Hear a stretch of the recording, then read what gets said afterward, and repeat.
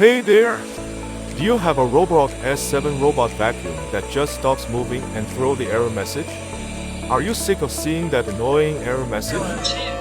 Bumper stop. Looking for a professional to solve your robot vacuum problems?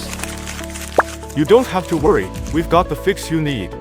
Let's see how we tackled this problem and got the robot vacuum back to its sparkling best. So, a customer reached out to us with their Roborock S7 robot vacuum, saying it's been acting up and showing error too. The poor thing couldn't even move properly. Let's dive in and see what went wrong. We took it in for a closer look. Check this out.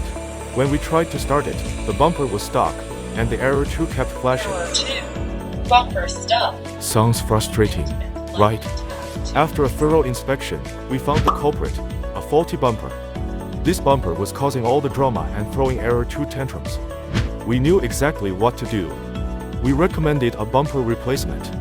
But since this Roborock S7 robot vacuum is quite old, we suggested a full deep cleaning service too. We dismantle, clean, and refresh everything inside to get it performing like new. As soon as the customer approved the recommendations, we started the repair. We do unit testing before returning the robot vacuum to the customer to make sure it's working well. The moment of truth. Now, the Roborock S7 robot vacuum is rolling smoothly, error-free, and practically glowing with joy.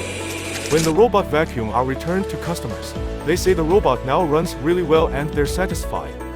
So, what's the deal with your robot vacuum? Hit us up and let's get it fixed and fabulous again.